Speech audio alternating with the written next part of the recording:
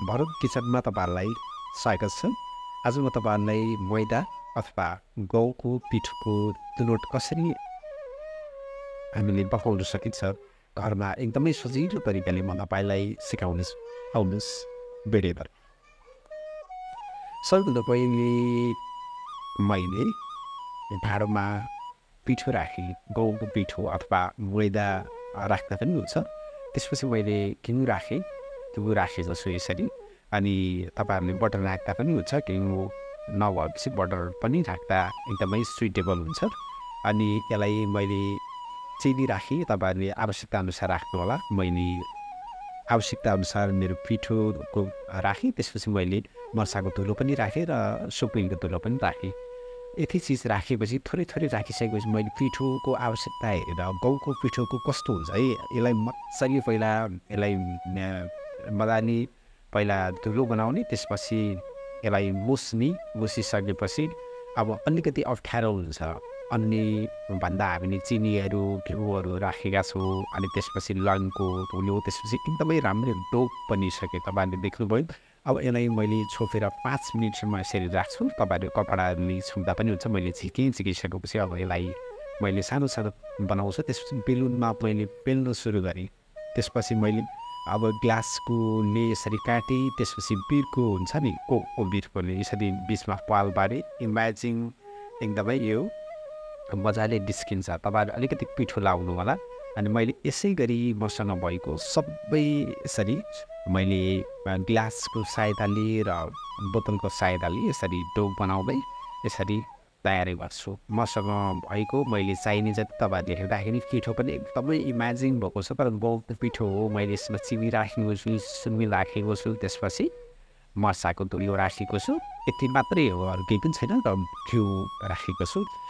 एकदमै बेस्ट भयो। तपाईँले देख्नुभयो सुरुमा एकदमै अप्ठ्यारो जस्तो लागेको थियो। एकदमै अप्ठ्यारो लाग्दैन। हामीले सजिलै यो खाजा बनाउन सक्छौँ। एकदमै मिठो हुन्छ। हामीले 2-3वटा एकैचोटि पनि बनाउन सकिन्छ।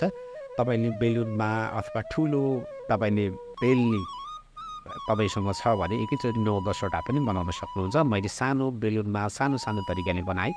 फाइनली तेल मैले तातिसकेको छ। मैले अब यो तयार भएको दुनोटलाई यसरी राखेको छु। गहुँको पिठोको दुनोट है गाइसहरू। त्यसपछि मैले इमेजिङ मैले नयाँ तरिकाले बनाउँदैछु। तपाईँहरूले मैदाको पनि बनाउन सक्नुहुन्छ।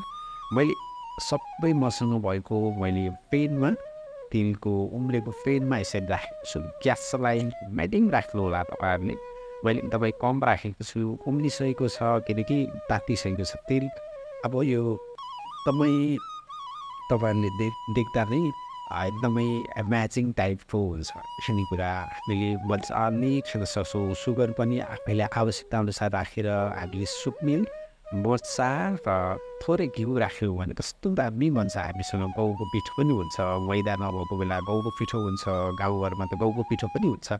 हामीले यसरी खान्छौँ। एक साइड पाकिसकेपछि कम्तीमा 2-3 मिनटसम्मदेखि 5 मिनटसम्म तपाईँहरूले यसरी एक साइड पाकिसकेपछि अर्को साइडतिर मैले फर्काएँ र तपाईँहरूले पनि यसरी फर्काउनु होला। अब यो एकदमै रातो कलर आइसकेको छ। मैले ग्यास एकदम मिडियम राखेको छु र किनभने डढ्ने सम्भावना हुन्छ। र गहुँको पिठो हामीले तेलमा एकदमै अर्ग्यानिक हुन्छ। हामीले कहिलेकाहीँ रोटी पकाउँदा पनि एकदमै राम्रो हुन्छ नि पिठो। गाउँघरको पिठो हामीले उत्पादन गरेको, जमिनमा उत्पादन गरेको एकदम विषादी रहित हुन्छ। त्यसैले गहुँको पिठो मैले तपाईँलाई देखाएँ।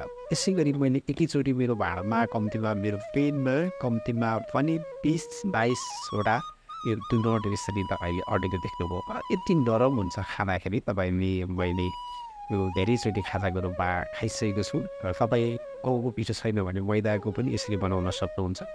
कुनै चिजहरू हालिराख्न आवश्यक हुँदैन, किनभने हामीले एकदमै हामीसँग भएको बाँचमै भएको चिजहरू हामीले यसरी बनाएर गर्न सक्छौँ। अब यो पाक्दैछ, मैले फर्काउँदैछु।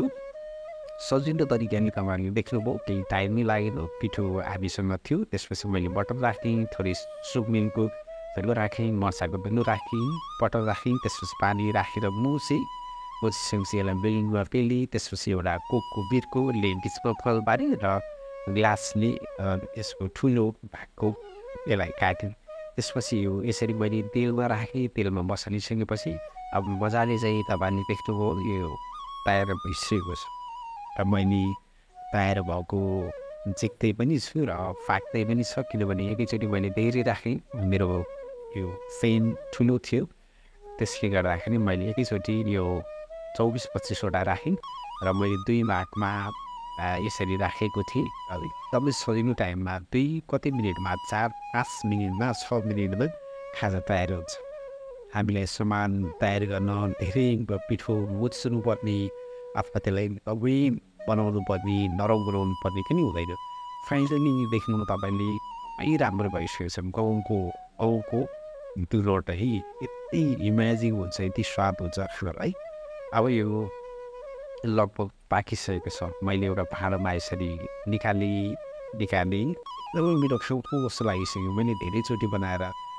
खाएको साथीहरू अनि त्यसले गर्दाखेरि मैले भाँडामा यसरी निकाल्छु अब भाँडामा निकालिसकेपछि मजाले म तपाईँहरूलाई एकचोटि सेयर गर्नेछु लास्टमा फाइनली एकदमै यसको रेसिपी देख्नुभयो एकदम खाजा तयार भइसक्यो तपाईँ